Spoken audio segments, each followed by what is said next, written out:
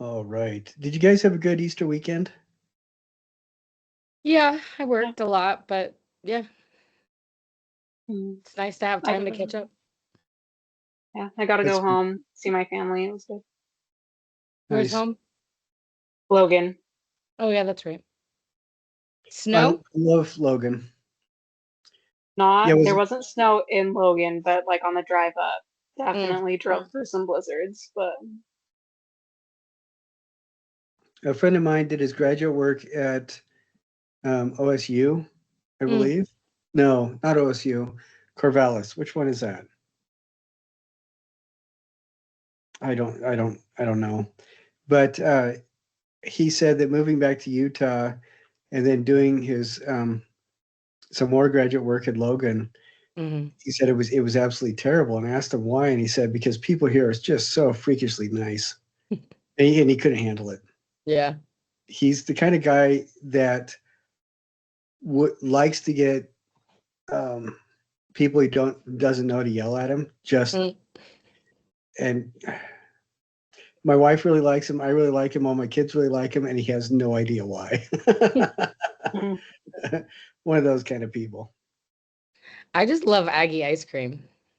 yeah, it's I did pretty good some, stuff. I taught up there for a summer at Utah State, and my friend was Mm, like, how do you want to arrange payment? And I was like, dude, you want to just give me all the Aggie ice cream I can eat yes, in the summer? I Sure, love let's do that. it. That's a So pretty good good. deal, in my opinion. Dairy cows, baby. Love it. Hmm. Yeah, universities that have a link to an agricultural program that Right? have their own dairy. Oh, Holy, that I mean, that is truly wonderful. mm-hmm. Okay. All right, I've got stuff set up. Cool. What we are going to do is talk about the final, talk about last day to turn everything in, talk about last things, and answer any questions people have. And I want to do that as quick as we can, and then launch into stuff because this is one of the longest modules, Mhm. and I actually condensed it down quite a bit. That's when I did my presentation at UVU. The original one that I thought had already winnowed down was about an hour and a half, Mm. which I only had 20 minutes. So I had to do a lot of pruning. I get that. So we're gonna go through that as quick as we can. But I want to share the class final with everybody, and then I will launch into questions and junk like that. Okay, so here we go. One thing I should mention that I'm really impressed over the last week or so, a lot of people have been turning in a lot of things. And there are people whose grades were right around in the 30% that are now 60, 70, and 80%, Mm. which is pretty phenomenal. Okay. All right. So we're going to talk about the final. And the final opens up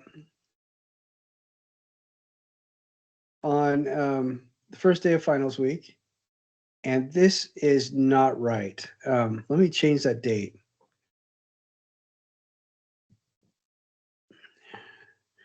See if well, I'm trying to find what the calendar is. Okay.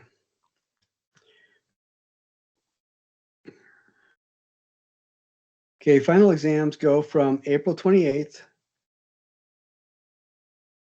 through May 1st. Okay, so that those are the right dates. April 28th through May 1st. Mhm. So it's Monday through Thursday.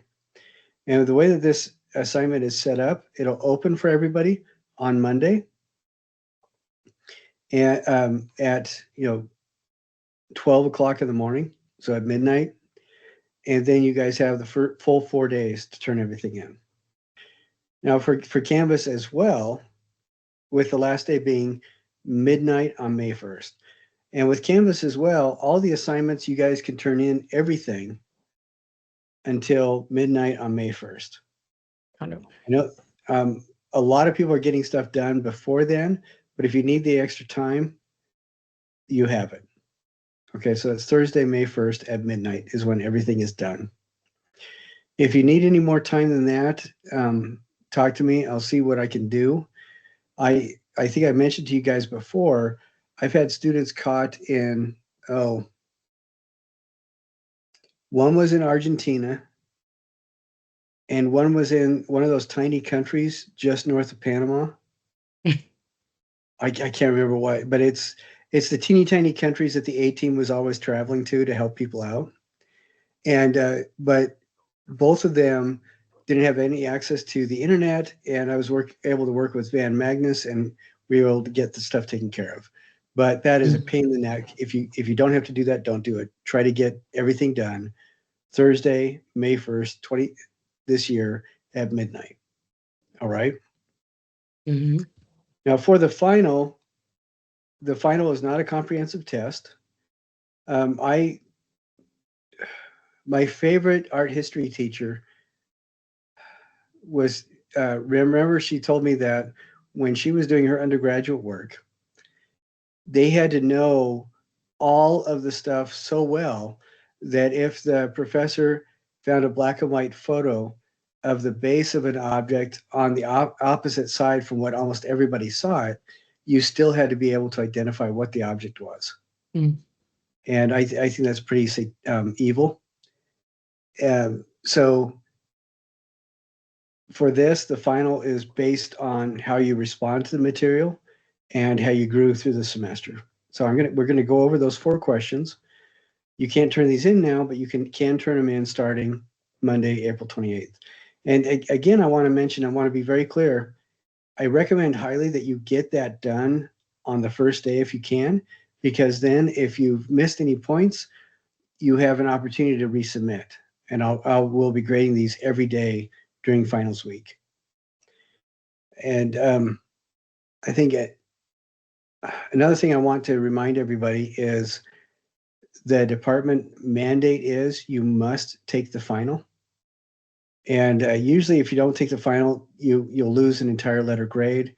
But I found out that with the art department, if you don't take the final, you could even lose credit for the class. Mm. So don't miss the final. That's the takeaway there.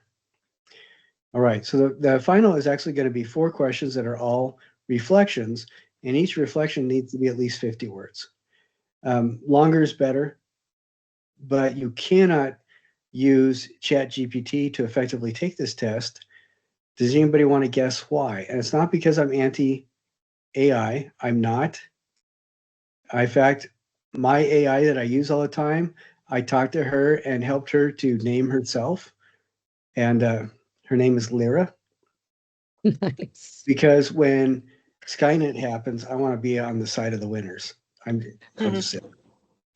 But why is it completely inappropriate to use ChatGPT for these kinds of for this type of test? You got this, Sarah? Oh, sure. Just that they don't know what your experience with the class is. Right. And so, like, even if you try to use it, it's not going to give a very good answer. ChatGPT and most of the AI programs that we access are not independently intelligent. What they do is look at every information they can get a hold of online, every bit of information, and they make statistical databases of the correlation of word use. And that's it.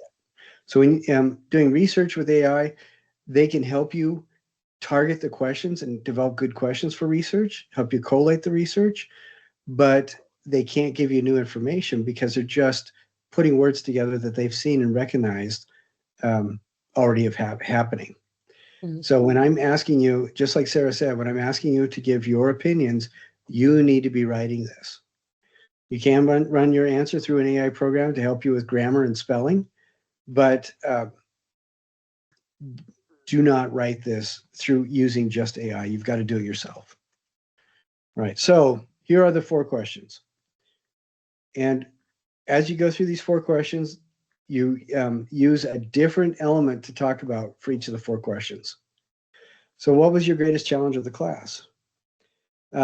sometimes that is going to be a type of art, one of the movements we looked at. Maybe that's going to be not understanding how things fit together. Maybe that's going to be the discovery projects. Maybe that's going to be the research projects. I had one person who was brilliant, but he just could not handle the setup and format for the research projects. And so those were the most difficult for him. I also have had people really upset, believe it or not, really upset that I did not give weekly quizzes. That's horrible. Anyway, so this will be one aspect of the class: movement, period, piece of art, portion of the format, something that you've learned, something that you had to deal with during the class, whatever. Talk about what the challenge is. Second is, what's the greatest success? And a lot of people have talked about finding it before the class, finding it very difficult to get any sort of emotional resonance with what they consider to be abstract art. And their greatest success was seeing how all the different kinds of abstraction fit together, and it's not all lumped together, and it's not all the same. And being very relieved to realize that some art is just bad. And so that success again can be about a piece of art, a movement, what you understood, a couple of the projects. Somebody did a really awesome project with Bauhaus design, fusing that in with Minecraft and building their own Bauhaus house with Minecraft. So, maybe that something like that is going to be a success. Then the third question: how did the class expand or clarify your view on art during the 20th century? And one person almost cried because they had no idea what went into the Harlem Renaissance and what that even was. And seeing the works of Aaron Douglas and Gordon Park just completely transformed their world. And they had no idea that it even existed. So again, this could be on how things fit together. It could be a movement. It could be on whatever element fits squarely into the 20th century. Now, if the greatest challenge is you're understanding how Egyptian tombs are made, then you're going to get a 0 on that answer, because do we talk about Egyptian tombs during this class? No. We don't. We do reference that a little bit when we talk about Art Deco, but it doesn't deal directly with Egyptian tombs. So it needs to be something that you encountered in art history of the 20th century. And then the fourth question is, what concept or principle will you be taking with you to help in your future studies or business life, and how will you apply it? I have asked that question every class I've taught, and it's amazing to me that people taking an art history class because their program requires it, and they're actually in the nursing program, or people who are pre-med that take it. It's fascinating to me that it doesn't matter where you come from or who you are. After encountering an art history class that you're not sleeping through, a lot of people find stuff that they can apply to anything they do. I think that's pretty remarkable.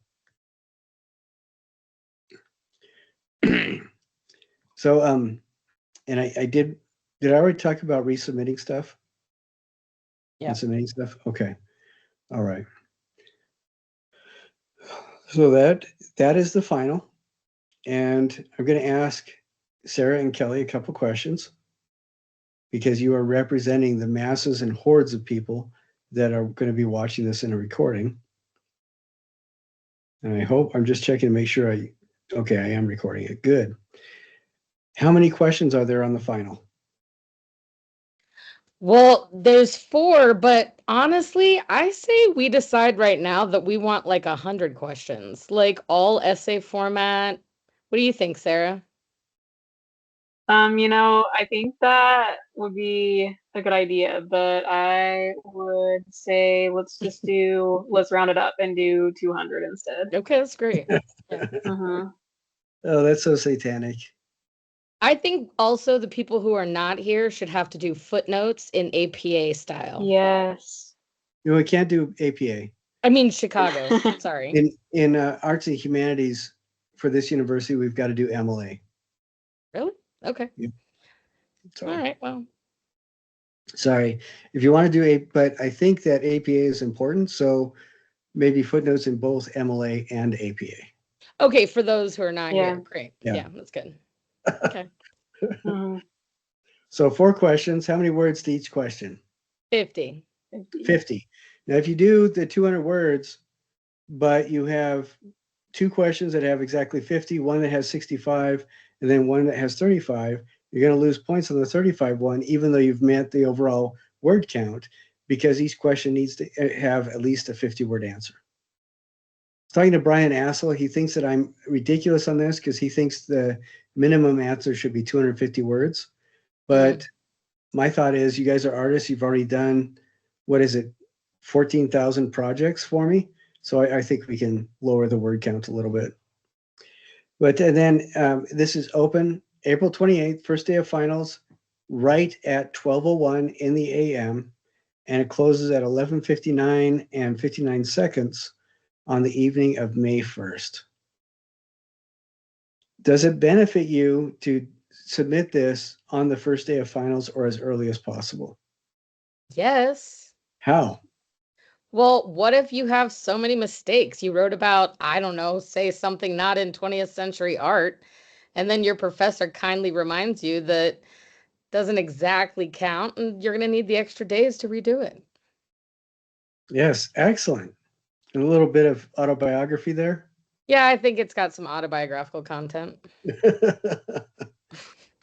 Yeah, it's I'm going to be grading every day.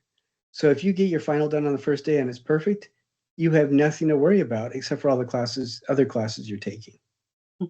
So yeah, it's going to be beneficial to get that done first if you possibly can. All righty. Now we are cramming an awful lot into this. We have an hour and 10 minutes left. So I'm going to go through this as quick as I can. And most of this, what I want you guys to do is, at the very least, watch the videos for each of the artists or look at the articles for each of the artists. Because this is not there is no such thing as a full canon list of the artists that are essential to know about. The landscape is constantly shifting, and it should be constantly shifting. When I was Sarah's age in the last century, the landscape or the canon of artists that we needed to know were 97% dead white men. Mm. And there were occasional outliers that were women, but it was interesting because mostly we were taught about dead white men. Are all artists in the world dead white men? No. No. We've talked about this before. Every person has the potential to be an artist. Whenever you produce something where you connect with something beyond your everyday ego-driven self, it becomes art. And whether or not other people appreciate that beyond you, it doesn't make any difference. And so there are countless people that we learn about. That's what I love pointing out. Yinke Shonobara is one of my very, very favorites. And he's kind of a smart aleck. El Anatsui, incredibly awesome. I did a whole segment about tradition bearers in Australia that are bringing back ancient Aboriginal art. And I believe it's Steve Martin is one of the largest private collectors in North America of Aboriginal art. Yeah. And it just, I mean, this stuff is absolutely amazing and incredible, but we don't know about it. Or traditionally, we haven't learned an awful lot about it just because of the mindset of a lot of people. And the reason for that is not because human beings are inherently racist or sexist or anything like that. They aren't. Human beings are inherently really, really decent people. We're trained. A lot of that can be trained out of us.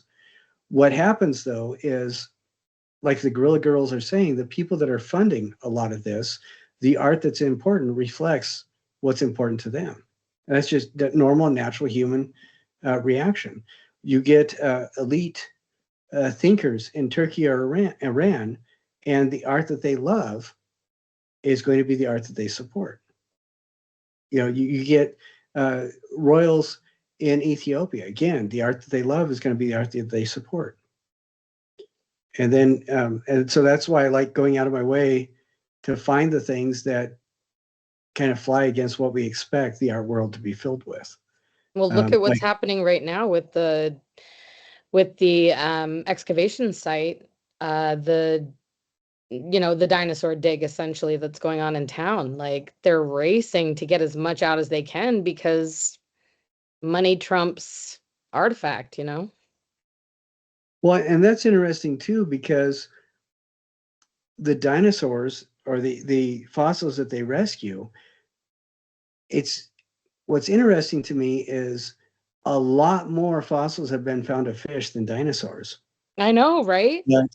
Everybody knows what the T-Rex looks like. Right. And so, and that kind of shows you what the funding is directed towards. People will win and lose grants based on how fast they can get a near complete skeleton. Mm. And you get the forensic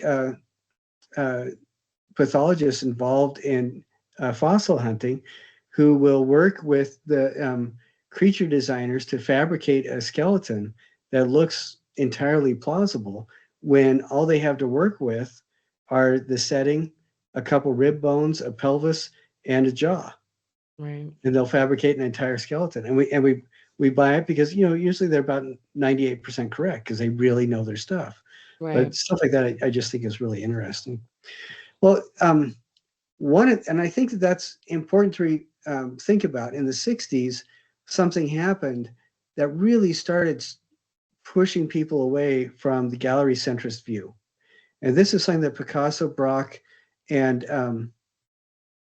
Duchamp really struggled with, 120 years ago, and that is gallery systems.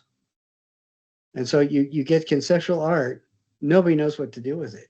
You get artists, postmodern artists that are creating stuff because they love exploring the material, not because they're trying to sell a lot of paintings. Mm. And gallerists have no idea what to do with that. Sorry. But anyway, so we're going to go ahead and launch into this after that little lead up. And some of these people, I think they're absolutely brilliant. Whether or not you like their art or even consider what they do art, I don't care. What is important is we are looking at people that have fundamentally shifted how the public around the world interacts with what they believe is art. Now, this is something from Namju Pike. I love his stuff. He was doing this years and years before it became cool.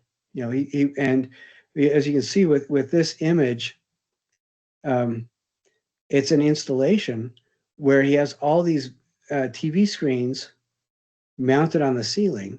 So you come into this room, you see just a little bit of cabinetry and stuff like that, just some odd stuff. But everybody coming through the room has to look up to see the digital artwork. And that's what he did is really reframing how people interact with media, and then also reframe people's perspective on what media could be. But one of the things I want to mention in here, and I love this article, Dean Snow of Pennsylvania State University worked with some anatomists and statisticians and did a survey of cave art throughout Europe from 35 to 55,000 years ago that had those hand paintings on it, where people either coated their hand with ink, put it on the wall, or sprayed ink around their hand, so they're going to be solid and negative. And he discovered through statistic modeling that 75% of those handprints belong to women. Now, considering how difficult it is to get into the caves where a lot of this art is, at least the stuff that survives, it would seem to make sense that people wouldn't be carting in a lot of guests and friends to have a party in there, that it was probably more of a sacred thing. And so Dean Snow, Dr. Snow, suggested that that might very well reflect that 75% of prehistoric paintings were done by women, that the art was done predominantly by women. And I think, taking into account, considering the semiotics of the placement of these paintings, I think that that is a pretty reasonable assumption to come to. And I just think it's fascinating. And a lot of the art that we've looked at happened just because it could happen. And it couldn't happen at any other time. Renoir said that Impressionism could only have happened because of the Industrial Revolution and the fact that paint could be put into tubes. Up until the mid-1800s, paint was in bladders of animals, or you made your own. So it was a costly proposition to become a painter.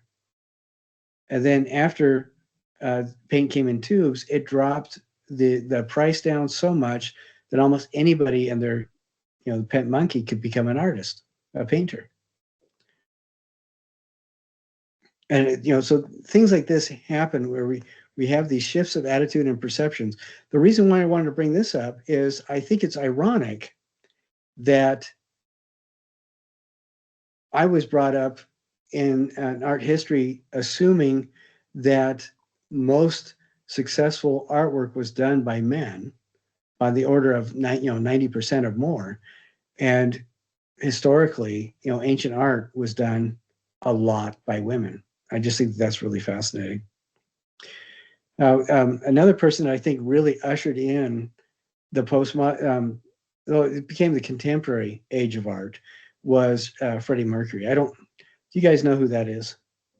Mm-hmm. Freddie Mercury blew up on the scene right when popular music was becoming earth-shakingly important to the social consciousness. And he also looked at what MTV was doing. At the time that Queen started, the music video was worth less than toilet paper. Nobody cared. Absolutely nobody cared. The only reason you have it is to play on the background while people are buying the records that it's talking about. And what Freddie Mercury did, just go online and watch some of the music videos, the making of music videos that he did. He turned it into a real art medium. And there are just some absolutely astounding music videos that he created.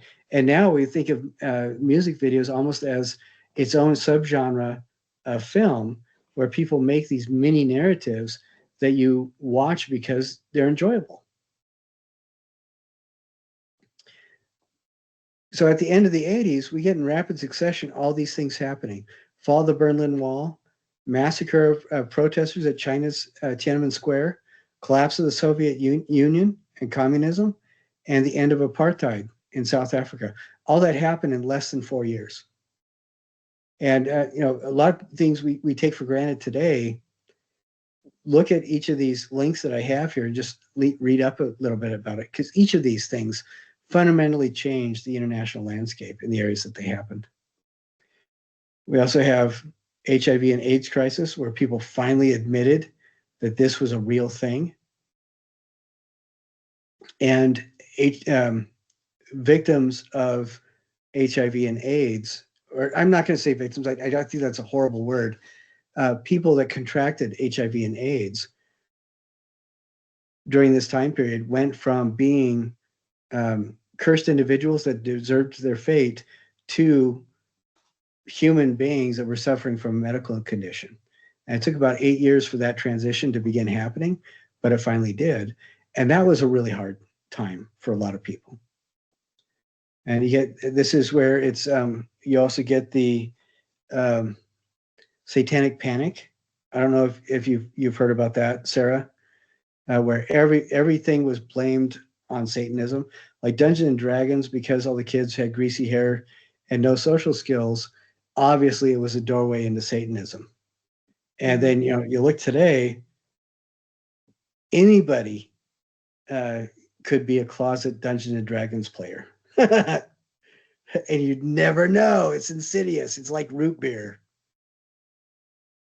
So, a lot of stuff happened in the 80s and the 90s. And most of what we remember today comes down to bad hairstyles and worse fashion choices, which I don't think is entirely fair. Now, when we're talking about new media and installation art, just looking at that, what do you think we're going to be talking about? What is new media? We looked at Jen Pike. Sorry, Jan New Pike. I can't remember his name. Nam June Pike. Sorry, we looked at his stuff, and then this is actually a performance by Sharon Nishat, who's one of my very, very, very favorite artists. She's an amazing lady. Was able to get out of Iran right before the curtain came down. And she will never be able to go home again, ever, because of what she's done. But what she's done has brought a level of beauty into the world that really sparks a lot of worthwhile personal transformation, just powerful work. Anyway, when we use the terms new media and installation art, what do you think we're talking about? Sarah, what's new media going to be? I mean, even this, like when we're seeing more like performance art, I think a lot of artists and like the TVs, for example, they're like not just like things that you would think could be artistic mediums, like even though they're not traditional, things like metal or like cement and concrete that we looked at before, but like straight up just like pulling things out of a hat that are like you never would have thought could have been applied to art, and just kind of using those and playing around with them. Yeah, I don't know if you guys remember Blair Witch. Yeah. That was like the first movie that made it big that was done entirely with cell phone filming technology. Okay, hold on. I know those guys. I was in Florida and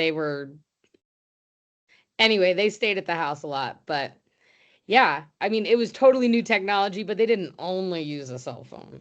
No. Yes. But I guess what I meant is they were designing it to look like it was all found footage. Yeah. And cell phone. And they did experiment. They would have like these scenarios that they would put on these like wooden stakes, and they would put them at the perimeter in the middle of like the night or whatever, and the actors never saw humans. They knew to go to the perimeter to find information just posted randomly. So I mean, they were put in a situation that made them extremely like organically responsive. Well, if we new media is pretty much media that did not exist before then, essentially. And so, that kind of thing. One of my favorite movies that illustrate this is not Blair Witch. It's actually Sky Captain and the World of Tomorrow. Oh, wow. You guys have probably never heard of that, and that's fine. That was an excellent example of cinema with new media. But and generally new media, they're going to talk about things that are digital, stuff that could not have existed before. And I think that's a pretty fair assessment. Just people trying to find, where does this fit? Like working with AI. Today it would be working with AI, trying to figure out how can we collaborate with AI to come up with new art, just using that, or computer simulations. At that time, one of the artists that I did not put in this that I'd like you guys to look up is a guy named Corey Archangel. And he was all about new media. And he did one of my favorite things that he did. I'm going to talk about two things. One was, do you guys remember some of those music programs where almost anybody could download, like Napster? Oh, yeah. Yeah. Sarah, are you familiar with that at all? Kind of, like a little bit. Yeah, it's going to be like prehistoric for you probably. But what was happening is that people were starting to use precursors to what became iTunes. And what iTunes would do is when you wanted to download the music onto your device, it would go through and search the internet for the most up-to-date file that you were purchasing or getting access to. And Corey Archangel found out that it was blending files together to get the most accurate and up-to-date information.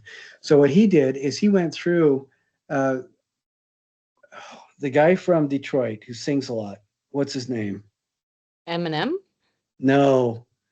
Oh, no, Philadelphia. I'm sorry. He's from Philadelphia.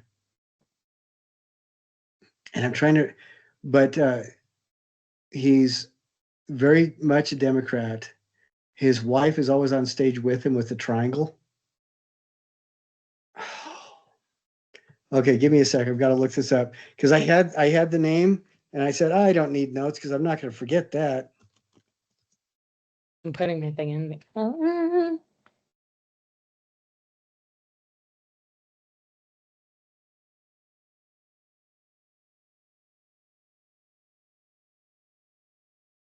Bruce Springsteen. Okay. Oh. Okay. Yeah. So what Corey Archangel did is he went through all of Bruce Springsteen's music that he could find and wrote and performed glockenspiel addenda for each of them. So, as if Bruce Springsteen had a glockenspiel in his band. And then he would upload that onto the internet. And after about 6 months, iTunes started picking it up. So all these people that were downloading Bruce Springsteen music had also Corey Archangel's glockenspiel addenda as part of the background sound. That's cool. And he, so that's one of the things he did. Another one was he would take Mario cartridges from the 80s, reprogram them. So instead of playing the game, you would see a little movie about Mario in that world. And one of the ones that struck me that I thought was really sad is you just see Mario's reflections as he realizes he's getting older and he starts developing dementia. Oh God. So, yeah. So, but that's the kind of new media stuff that people were doing in the 90s. Yeah. And installation art is exactly what it sounds like. People are creating an environment. Until installation art became a thing, the created environment was pretty much limited to architecture and interior design. It's stage setting, stage designers, set designers. Installation art, what you do is create an environment for people to experience where everything relates to each other and everything is on purpose. And so some of these artists, I want you to look at Namjoon Pike. Very cool. Oh, stuff. that's his? Yeah. That's at the National Gallery. It's one of my favorite pieces, and I can't believe I don't remember his name. He is amazing. And then Jenny Holzer, I love Jenny Holzer. What she did is she was kind of a conceptual print artist where she would do artwork that would ask you to reflect about something. Again, not telling you what to think, but asking you to think, inviting you to think, which, very conceptual. And what she would do is use fonts that everybody's very familiar with magazines and newspapers and stuff like that, and create these installations where you'd walk in and you'd see what you would expect to be a movie billboard, but it would be a statement to make you think about something. Or you would see poems that she wrote printed like magazine advertisements and pasted to a wall. And Sharon Nishat, she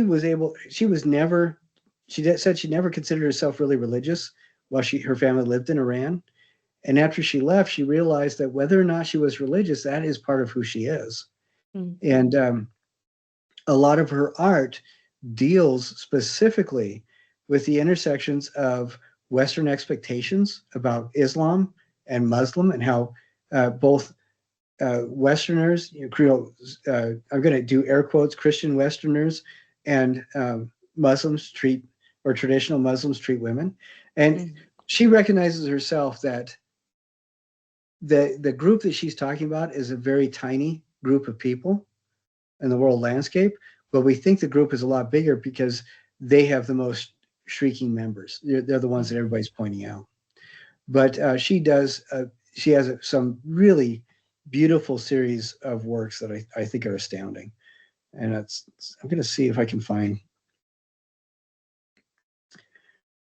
And some of her stuff is just really amazing. So she will write this poetry, and sometimes it'll be rap, sometimes it'll be spoken word poetry, sometimes it'll be lyrical, and she will write it in Persian on hands and faces and different things like that. And she just does some really, really beautiful stuff. So, and then last week we were talking a little bit about ideas of identity. Why is this becoming so important at the end of the 20th century? What started happening right after World War II that just picked up steam and exploded over the next 30 and 40 years? Do you guys remember? At the end of World War II, and response directly with what was going on in Germany in the Holocaust, the Allies helped Israel helped to create Israel in the Holy Land, essentially. And right about this time, we also get Gandhi. And in India, because of how explosive media was, everybody knew about what Gandhi was doing, and everybody knew about the British government releasing the colony. And those two things inspired the beginning of decolonization around the world. Before then, it was right around the U.S. Revolution in 1776. That right after that, you get revolutions all throughout South and Central America and Europe and all these other places. And same thing happened right after World War II, going up through the 60s and early 70s. But what happens after people throw off the yoke of a system, commercially or politically repressive, or even viewed that way, because it's incumbent on the colonizers to recreate a population's perception so that their personal identity is inextricably linked to the colonizer's identity and that relationship there. When that colonizer's gone, people have to rebuild their identities. When I don't know if you realize this, but since about 1883, moko, or the Maori tattooing, like on the chin and faces and things like that, was illegal because the British government felt that it was seditious.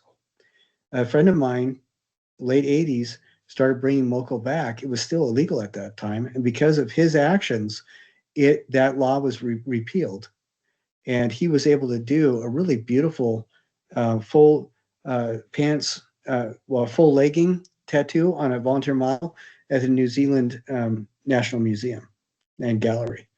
And when I heard him talk about why it was so important to him, he said that Maori saw themselves as the tattoos. That was integral to who they were as human beings. And being able to bring that back represented bringing back a human identity to people who have been told to forget who they were for generations. And that happened with a lot of colonized communities around the world.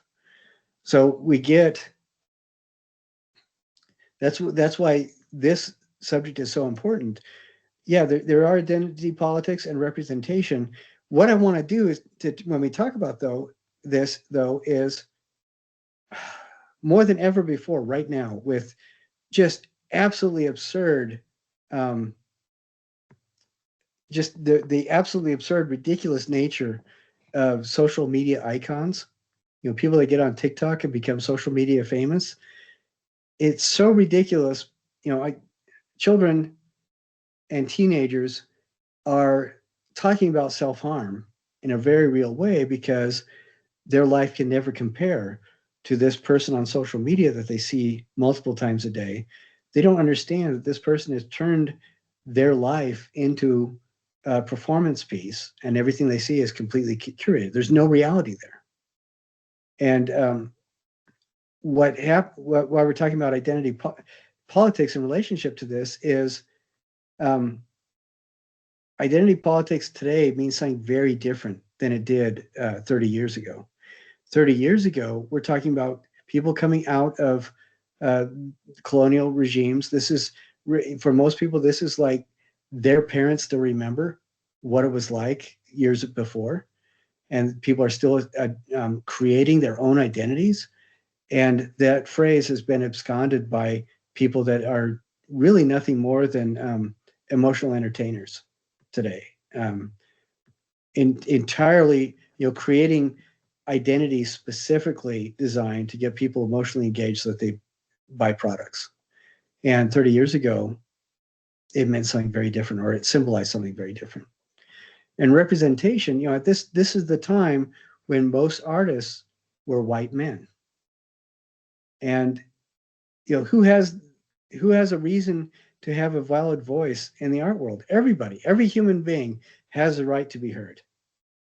And so it was very difficult for folks to really develop their identities in an artistic environment, and to work against the societal tide, essentially, so that their voices could be represented. And it would cost so much for this to have been a consistent conspiracy. I think it's just these people are going against the real heroes of these kinds of art are human beings that are just going against societal expectation, and which can be a very real thing. Now, this is one of my very favorite artists. Her name is Kara Walker. She's not my favorite because she makes pretty things. She does not. Some of her stuff is nasty, horrible, and just heart-wrenching to see. But I love her because she is fearlessly honest about the stories that she tells and how she shares them. She is not a whiner. She has never been a whiner. But she is somebody that when you see one of her works of art, it's, if you let it, it's kind of like, it feels a little bit like tearing off a scab. And then healing can begin. I love her work. It's emotionally powerful and just amazing. This is a little clip about the Guerrilla Girls, like we watched last week, I believe.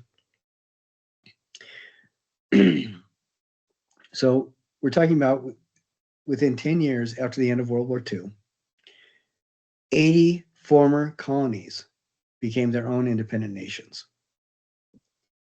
By 1980, it's only 26 years later, but now you have, for the first time, an entire generation of decolonialized countries have grown up without the colonial mindset. And so, people in the 80s, people are starting to become adults who are working very hard to find who they are. What's the relationship to their real history? Winston Churchill is credited with saying, history is written by the winners. And I think the fact that we live in North America proves that history is created by the publishers, the publicists. America was a map maker, that he was the fourth person to publish a map showing the new lands that have been discovered by the Europeans, and but he had the resources to publish most widely. And that's why it's called this, America, North and South America. Anyway, so look at these articles, and I'm just introducing you to a couple of the artists that work on this. I really like James Luna. James Luna is fearless. He started in the mid 80s. He still does stuff. But one of my favorite is, this is a performance piece that he has been doing since 1987, which is called Take a Picture with a Real Indian. And he goes there and he will invite people to come up to him and have a photo op with him. I just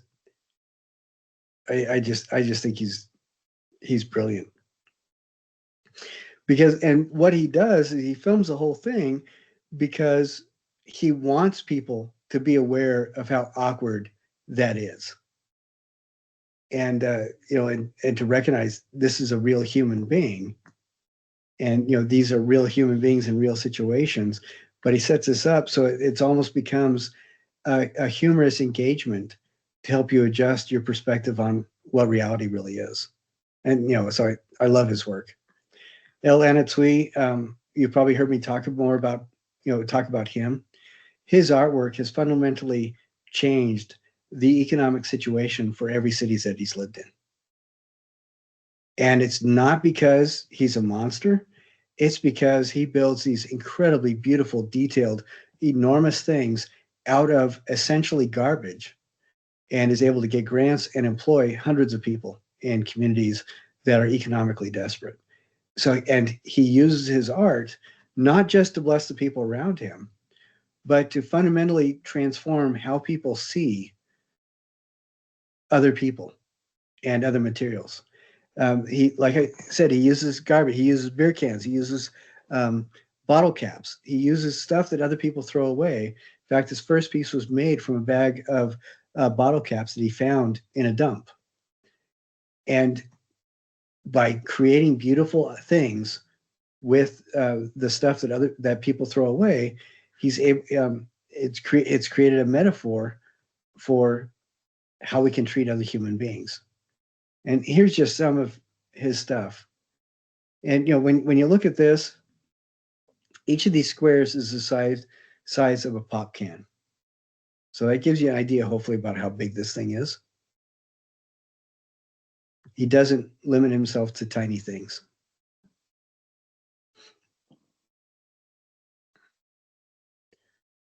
And then my hero, Kara Walker.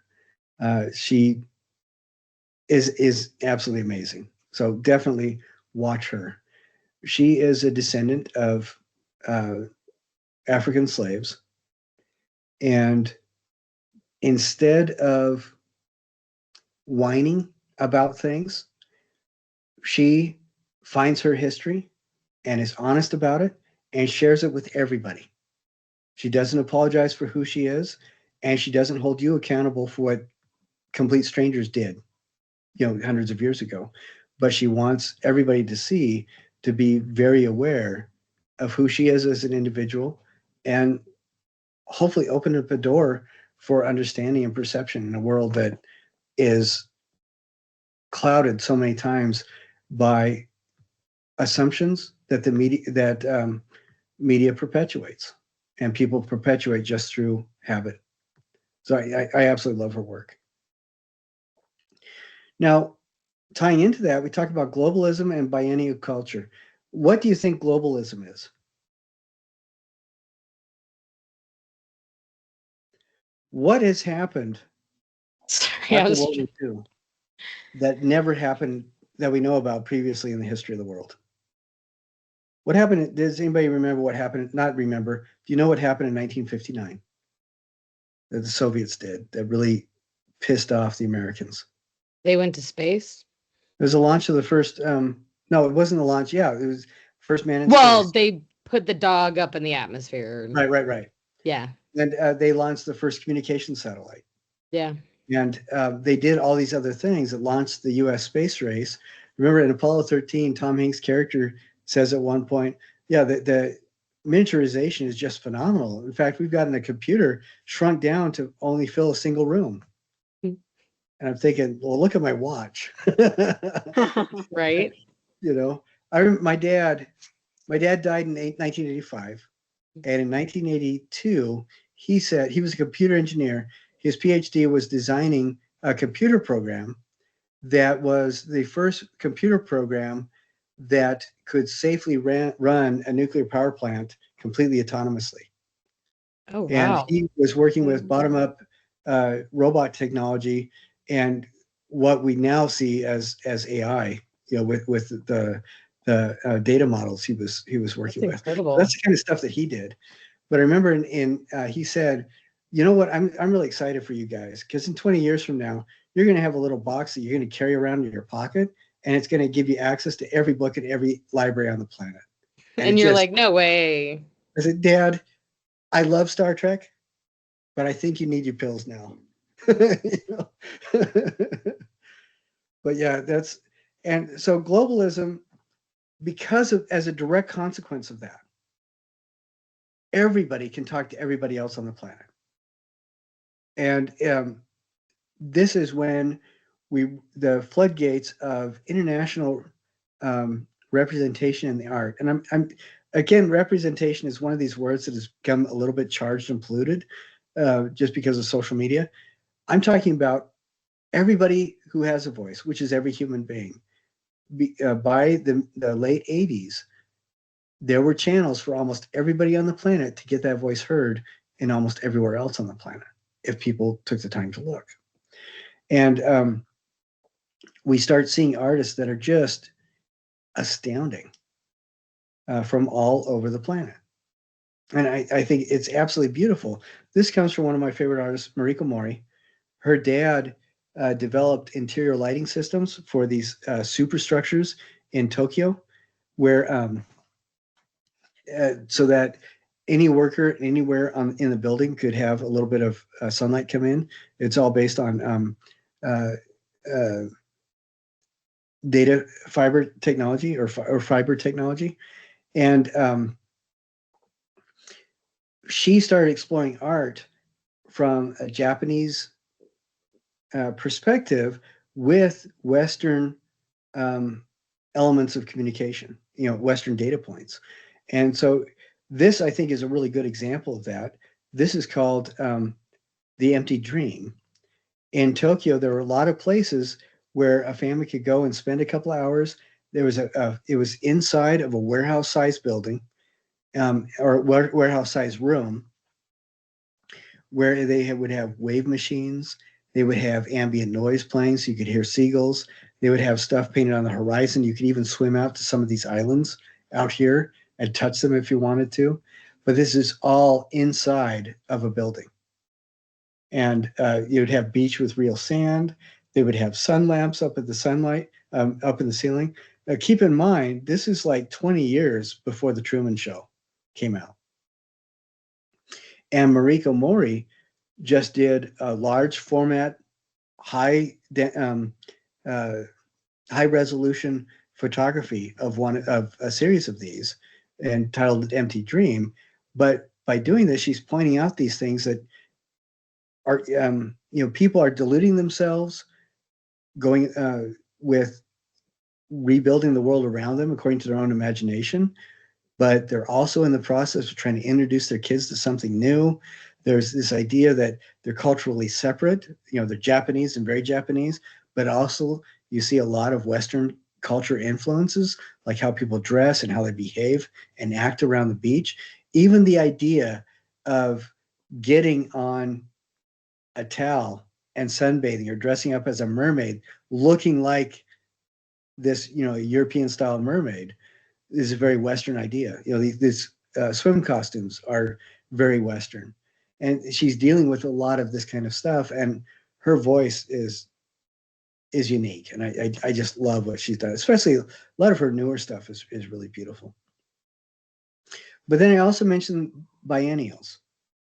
At the end of the 1800s, 1887 was the first biennial. A biennial is an international art show that takes place every 2 years. And it's designed to be a gathering place for artists from around the world to show off their stuff in a city that is to be considered as an art hub. So there's ones in New York, there's ones in London, of course, there's ones in California, there's I got into one in Turkey, which was super cool. Sharjah has a really big one, which is kind of funny because Sharjah is not a huge town, but it attracts a lot of Muslim art talent. There's really amazing ones. But it started in 1887, I believe. And by about the 1950s, it started really ramping up and really picking up. You get, everybody assumed that Paris was the art city or New York was the art city or whatever. But because of the biennials, yeah, you do have a lot of Western artists that are participating, Western white European descendant artists that are participating. But it also gives a huge opportunity for people who nobody knows to participate. And it opened up the door for just profound work from international artists to be shown, as well as if you could get in your town, if you could, or if you in your city, if you could get people to participate in a biennial and bring in artists and publicize that, it puts your town on the map, regardless of where it's at. And so that's why there's biennials in Turkey, for example. There's biennials in Nigeria, in Ghana. I mean, there's in South Africa. There's a big one, but they're all over the world. In South America, all throughout that continent, there's biennials. And these two things, artists recognizing that they had an opportunity to share their voice from around the world, and then also communities of culture inviting international artists to show their stuff.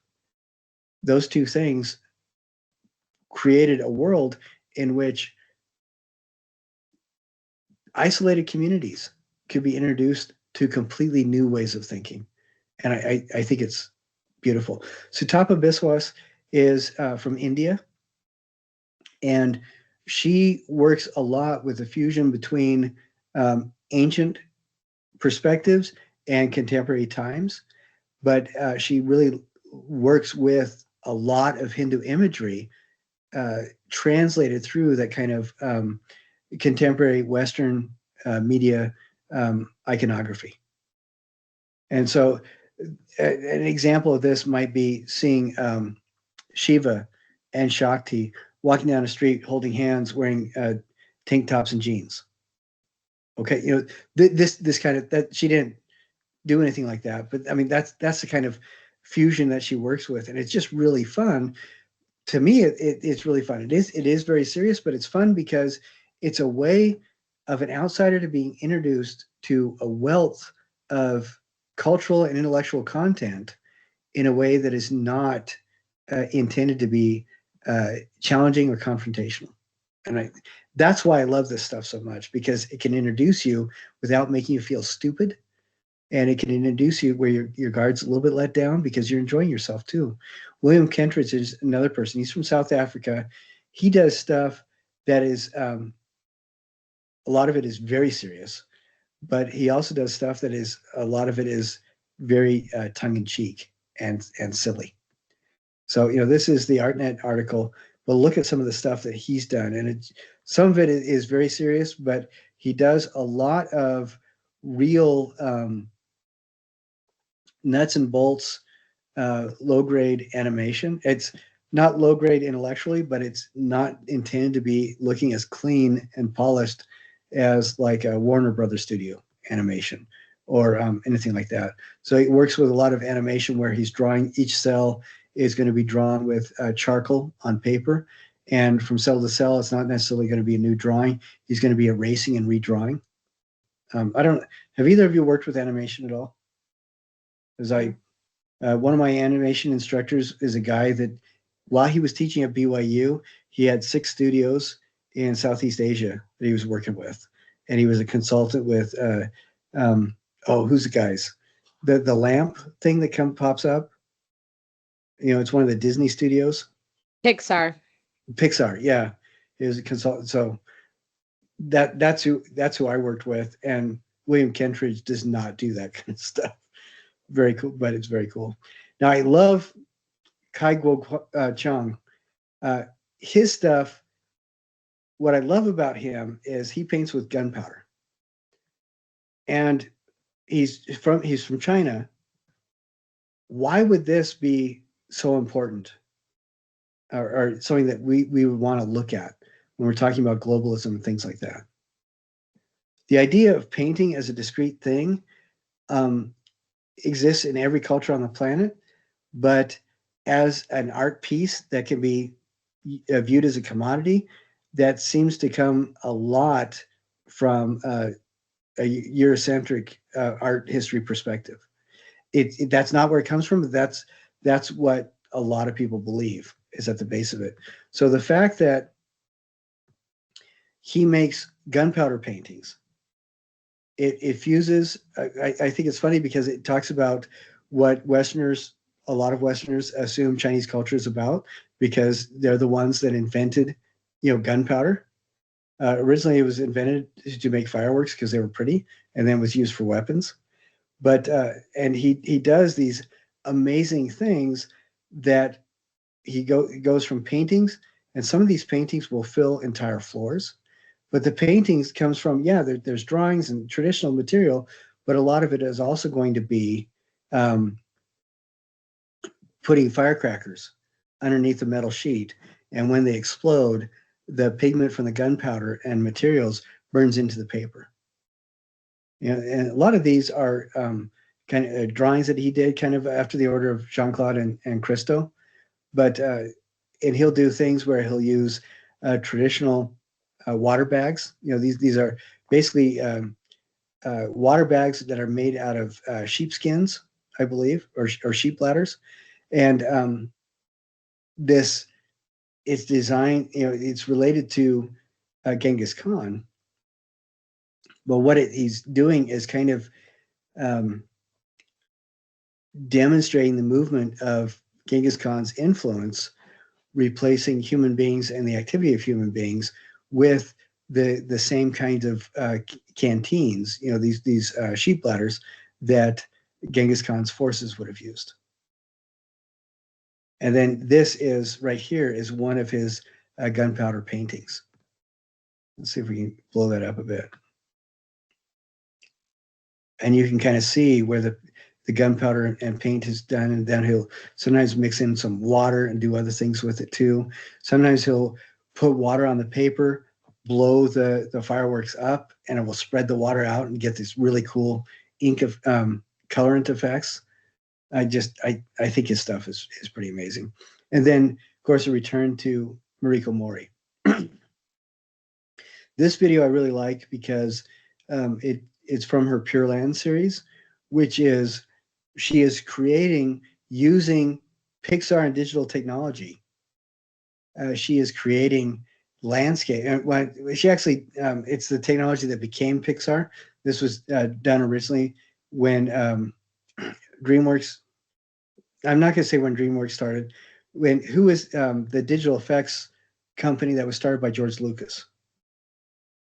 Is that DreamWorks? SKG. Industrial Light and Magic. Sky. Yeah. Thank you. Yeah. She used that technology. They're the ones that invented a lot of the protocols that are used today for digital manipulation. But what she did is fused the stories about Pure Land Buddhism, which is very popular among practicing Japanese Buddhists, but demonstrated it using identifiably Western animation tools, digital animation tools. And the stylization of the characters and stuff like that, it's intended to feel more like an American informed perspective of Japanese tradition. And it's fun to see her blend so many things together. And I also love her Tea Time Cyborg series, where she dresses up as a tea serving cyborg, and then she'll set up shop outside of businesses in Tokyo as well as inside of Tokyo subways, and just go through traditional tea ceremonies looking like this futuristic cyborg. Again, fusing these different perspectives on cultural elements and cultural appropriation. Now, the last thing I want to go into is late postmodern architecture. Now, do you guys feel at all like you've been drinking out of a fire hose? Because I'm going through this stuff really fast, but I hope you kind of see that they're all connected. How are these art perspectives all connected? What is the thing that connects these things that I've been talking about? Well, I think there's an evolution. I mean, obviously, what's happening technologically is kind of being absorbed by people and being manipulated in new ways. That's a huge part of it. Yes, excellent. What else? I think we keep going back to like the identity thing of people um I don't know, kind of experimenting with an identity and then trying to present it in a new way. Yeah, I think both of those two things coming together are what the kind of art that we've been talking about. That's what connects it. And if you can imagine, you finally become an adult and you realize you're going to probably be either raising your own children or children of people around you. You're going to have a powerful influence on them. And it dawns on you, you don't even know who you are yourself. You don't know what is important to your grandparents, what, and how that fits into, or how relevant that is in the world that you live in today. Well, how are you going to treat your children or the children that you're going to influence when you have no idea of your own personal identity and how you fit in the world? And I think that those three things really fit together. People are feeling that they finally have permission to express who they actually can be, who they are. I think people actually feel the hope of realizing, there's a media there, there's mediums that, or there's media that I can use to do that expression. I think it was in the early 90s when the Prince said something along the lines of, as production costs decrease, so does quality, but so does accessibility. And he went on and talked about how, and there was an interview that was shut down pretty quick when somebody said, "What do you think about sampling?" And he says, "I don't sample. I'm an artist, and I make music." But he talks about Prince was absolutely brilliant. If you've ever heard, take the time to listen to some of his interviews when he starts talking about what music actually is and what art is and what creation is. He has an incredibly beautiful mind. But he talked about, with the lowering costs of production and the increase of accessibility, that means the voices that never had a hope finally have a chance of expressing themselves. And I love that. I think that is an absolutely beautiful, profound perspective to have. Now, one of the things I'm going to talk about as we move into this last portion is cultural appropriation.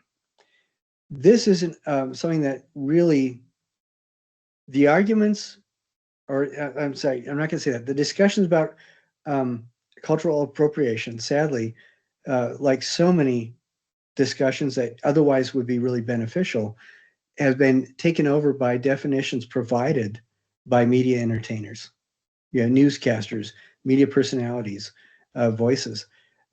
Appropriation is almost a naughty word.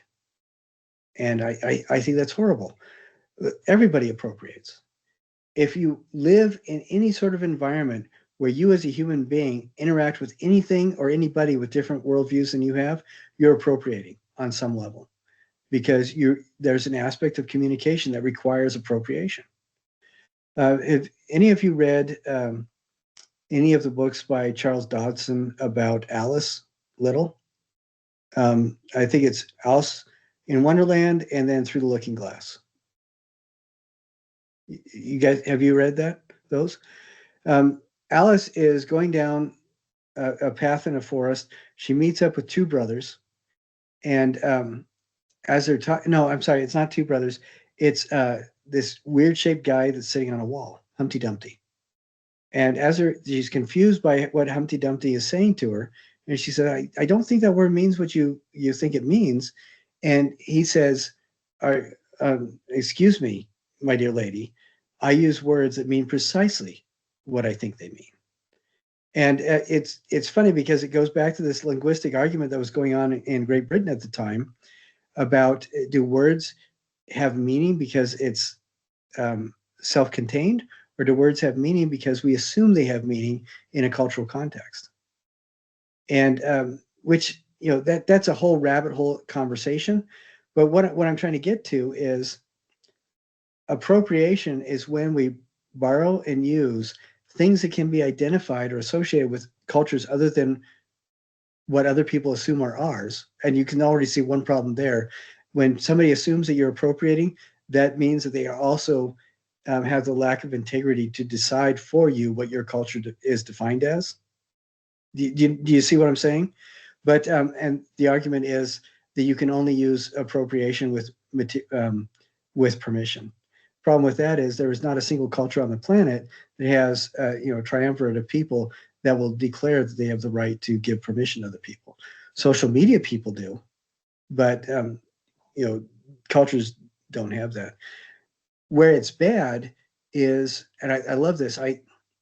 If you guys want to learn about critical race theory, learn about it from somebody who actually developed it, not from secondary sources, because the people that actually developed it have a very different perspective on it than secondary sources do. I'll just say that. But one of these people that I follow said that bad cultural appropriation is when a dominant culture, thoughtlessly or with intent to harm, takes material from the subdominant culture out of context and uses it to make fun of or belittle the people that developed it in the first place. So, for example, this would be in vaudeville. There was the blackface painting and minstrel show, where we look at it now and it's incredibly offensive. At the time, they could get away with it because if you don't like it, you could be one of the people that were killed every 6 days between the end of the Civil War and the start of World War II. The racially motivated lynchings that were happening in the South.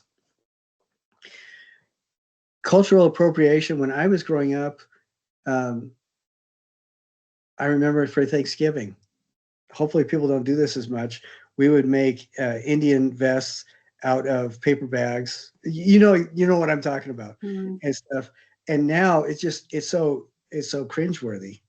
One of my friends, as a guy, he died a couple years ago. His name is Lacey, and he was the head of the native church here in Utah. But one of the things, he would just laugh about that, and he'd say, yeah, you can get offended. You can choose to be offended. You can always choose to be offended. But the reality is, when people do really offensive stuff, 9 times out of 10, they have no idea. So why waste your energy? And I love that perspective. The difference, I think, in my family, I had 3 Dene siblings and a Shoshone sister. And so I grew up with a slightly different perspective than the people around me. But there's still stuff like that going on. And the reason why that, and I want to watch this short clip really quick. And if it gets dinged, watch it. I'll show you where it is. But the reason why this is an important conversation is it ties directly in with postmodern architecture. Okay, that's not the right one. It's this one. Kim's Convenience is one of these Hulu original series that's actually really, really funny. Mm.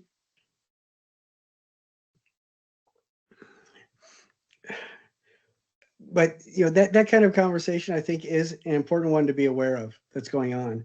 When I work with material from other cultures, that's one of the reasons why I became a pluralist chaplain, because I found that there were other artists that were taking stuff because it was commercially viable, and they could not hold a conversation about what the material actually meant, what it related to. And when I try to do stuff, or when I work with material that is identifiable as belonging to different cultures, I do everything I can to find where it fits. Like if Picasso didn't have the opportunity of doing that when he came across the ethnographic museum and saw the African masks. But if you want to use African masks in your work today, you can talk to artists that are making beautiful Ife-style wooden masks in Nigeria and work with them directly. And they won't charge you. You can email back and forth and make friends with them. How cool is that? And it's a completely different level of connection. But these architects, I want to show you a little bit. This style of architecture is called late postmodern, where we have right before this, we have people that are just exploring what materials can do, what the low strength capacities of materials can make possible. And what I love about artists like Toyo Ito is he is allowing himself to be informed by the cultures, all the cultures that he comes in contact with. And this is just several pictures of just him. But the buildings that he builds, a lot of these are going to be in Japan, because that's where he does a lot of his work. But he creates these structures where I think you can see in this, I hope you can, a little bit of that Russian constructivism, where he's found a material that he just loves working with. And then the block nature of the building seems to be very European or East Coast US. And then he has these little zigzag lines that are the curtains and things like that, but they become an element of design in the whole process as well. And then you have this thing where you have the entire building resting on this pedestal, and then the significant 20-foot or 30-foot overlap, and that is a hallmark of brutalism. Are you looking at a different page right now? Yes, sorry. Okay, sorry. I wasn't. Some things are making sense with the picture. I'm glad you said something. I feel dumb now. But okay, so we're looking at Russian constructivism because he's playing with the materials, being with a lot of glass, a lot of steel support, and then you see the East Coast U.S. and European blockiness of the building. So design elements that are very postmodern as well, and then the whole structure built on this pedestal right here is a hallmark of brutalist architecture. Can you guys see all that? So he's just fusing a lot of things together into a harmonious whole, not because he's trying to do new stuff that nobody's ever seen before. Well, he is doing that, but he's drawing from a wealth of perspectives. He just picks and chooses from around the world, deciding what will work together. Like this is, it's very much informed by Buckminster Fuller. And then you have this kind of shielding is very Italian. I mean, that is very cool. There's just a lot of incredibly beautiful stuff that he puts together. And when he designs it, it doesn't look like, and I think this is something you'd see right in Las Vegas, but it doesn't feel like he's mismatching things. It feels to me like he's being informed by all these beautiful trends and ideas that he comes across, and then fuses it together into something completely new. And that is a really good, powerful indicator of what late postmodern architecture does at its best. And what is interesting is that you see these kinds of things being brought together, and they are really heavily informed by the training and background and worldview of the artist that's bringing it together, of the architect. And so there is no way you can confuse Zaha Hadid's work with Toyo Ito's. I mean, there's no way you can confuse the two, Toyo Ito, because they're both drawing from multiple examples of work around the world, but they're also completely unique. And that's what I think makes this kind of architectural work. To me, I see this, there's some really interesting mid-century Soviet stuff going on in here, but it also feels to me like it's impacted by the Bauhaus and American Prairie style, just because of the choice of the materials and how the geometry plays in. And it flows together I think beautifully. It's really interesting. But yeah, when I said that mid-century Soviet, I didn't realize that this was done near Moscow. But I think you really see that there's this idea of a contemporary take on Russian constructivism going on. Just some really beautiful things. This makes me think of Frank Gehry. And but her influence is what sand does. I believe she's Egyptian, and she loves movements of sand. And so she does just incredible things. And then we have Charles Moore.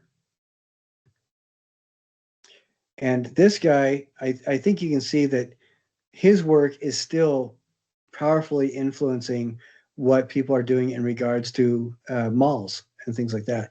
He loves putting things together. He loved putting things together so every environment that he built felt like it could entertain you. You know, it was just fun to look at. He was expressing a lot of joy in his architecture. Like, you know, this is a college campus. But why I say you can see this influenced a lot of designs for malls. If you look at the St. George Mall, there are these facade doorways that are gigantic and things that don't have any real structural point to them, but they're just kind of fun references to other things. Like the main entrance is like that, and it has that huge pseudo porch covering that really doesn't help at all with all the triangles right above the front entry. And you can really see this if you go to Southtown Mall up north, or you know, any mall near Las Vegas. But do you see what I'm saying? You have these kind of facades. It's put together like kids just having a lot of fun with their Lego sets, and then somebody yelled switch, and they all moved around the room.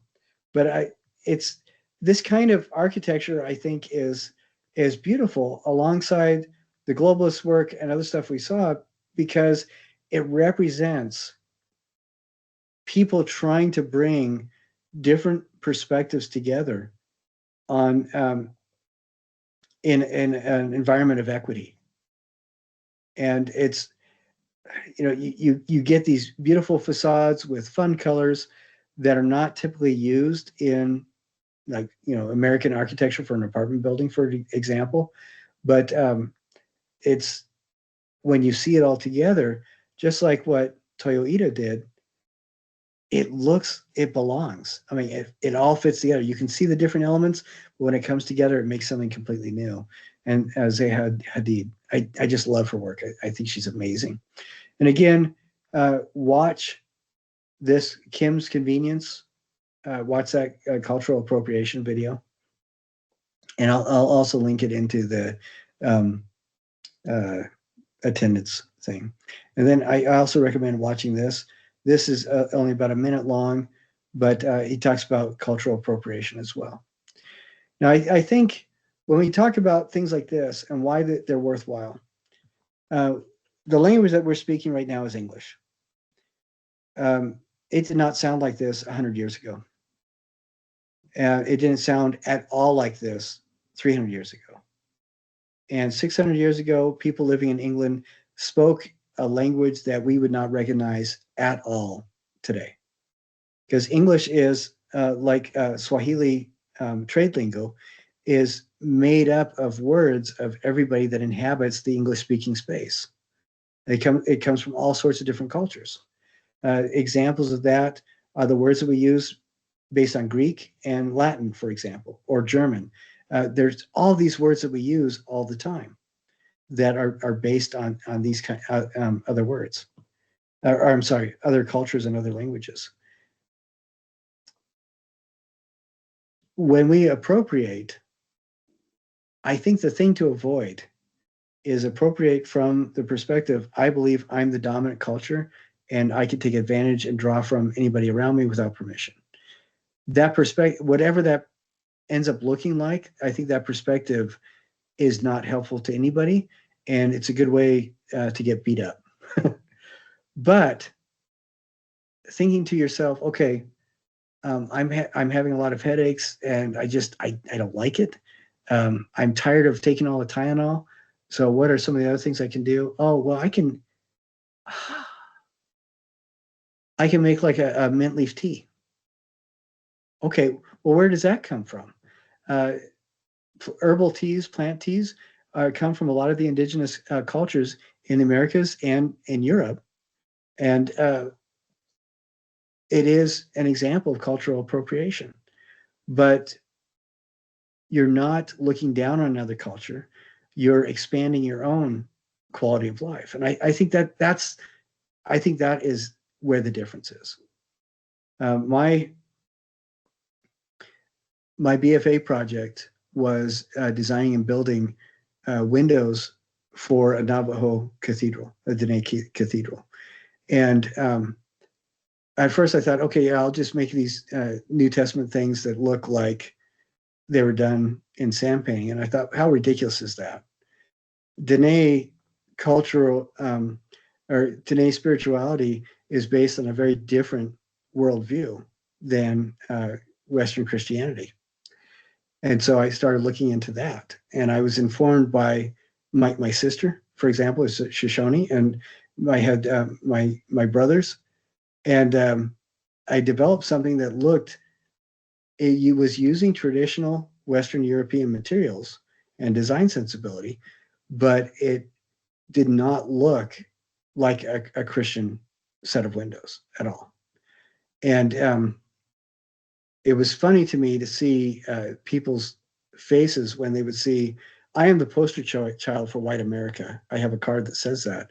And it was kind of fun to see that because they weren't expecting the artist to look like me. And that's the point where I became friends with Lacey. And it wasn't because all of a sudden I was now an Indian. That's not going to happen.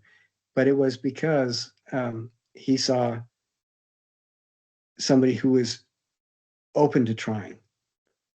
Do you know what I mean? And in other art projects that I've done, it was when I started working with the 99 Names series.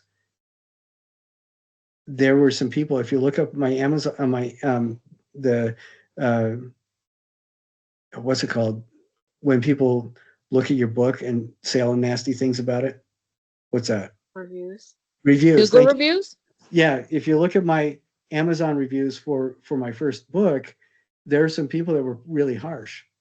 And it was interesting because, and they said, this guy doesn't know what he's doing. He's just, because I was trying to find a way to express what I was finding out about Islam with this art that I was doing.